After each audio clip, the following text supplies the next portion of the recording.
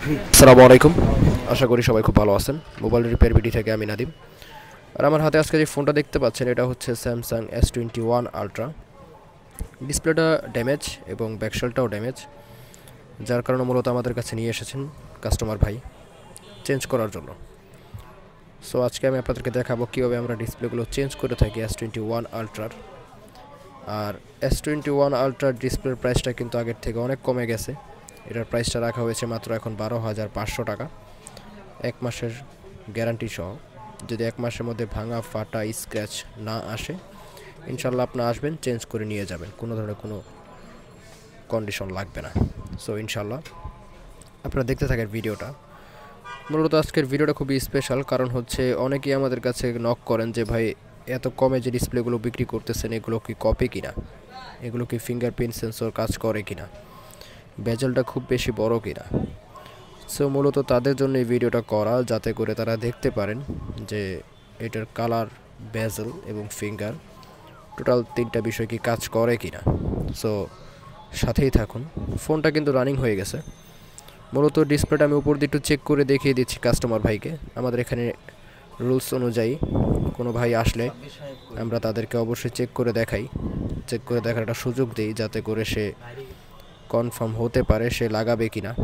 কারণ হচ্ছে ভাই আমাদের কাছে আসলে যে লাগাই নিতে হবে বিষয়টা এরকম না। আপনি আসবেন, দেখবেন, আধা ঘন্টা 1 ঘন্টা যাচাই করবেন, চেক করবেন, আপনি কনফার্ম হবেন, দেন আপনি লাগাবেন। তার আগে লাগানোর কোনো দরকার নাই। সো অনেকে আবারও জিজ্ঞাসা করে যে ভাই এটা কি 120 হার্টজ কাজ করে কিনা। ভাই 120 হার্টজ কিন্তু কাজ করে। এই যে 120 হার্টজ হয়ে রয়েছে অটোমেটিক্যালি, আগে সেট করা ছিল, এখনও সেট করা অনুযায়ী হয়ে গেছে। সো কাস্টমার ভাই আমাকে কনফার্ম করলো যে ভাই আমার আর দেখা লাগবে না, আপনি যেহেতু দেখাইছেন, আপনার হাতে থাকা অবস্থাতেই দেখে আমার পছন্দ হয়ে গেছে, এখন আপনি এটা টোটালি কমপ্লিট করেন। সো আমি সেই অনুযায়ী এখন কাজ শুরু করব। Samsung S21 ultra display change করতে গেলে টোটালি সব কিছুই খোলা লাগে, সিম ট্রে থেকে শুরু করে পুরো মাদারবোর্ড, ব্যাটারি সব কিছুই খোলা লাগে। কারণ হচ্ছে এই ডিসপ্লেগুলো মূলত পুরো একটা বডি সহ ডিসপ্লে আসে, আর সেই দিক থেকে এগুলো সব কিছু খুলে নতুন বডিতে শিফট করাটা চারটাখানি কথা না, খুবই আস্তে ধীরে করা লাগে। কিন্তু যদিও আমাদের এক্সপিরিয়েন্স অনেক দিনের, সো সেই দিক থেকে আমার বেশি সময় লাগে না, সর্বোচ্চ 7 থেকে 8 মিনিট সময় লাগে সর্বোচ্চ এই ডিসপ্লেটা চেঞ্জ করার থেকে। সো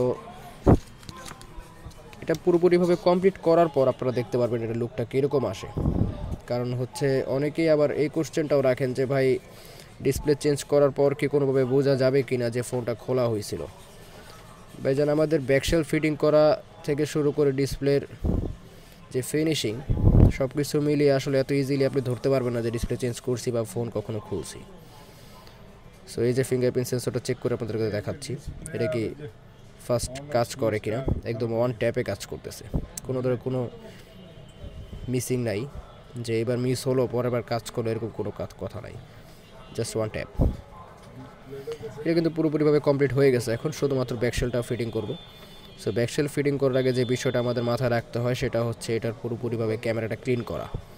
কারণ হচ্ছে এই ফোনগুলোর যে ক্যামেরা এটা খুবই ভালো এবং খুবই ক্লিয়ার।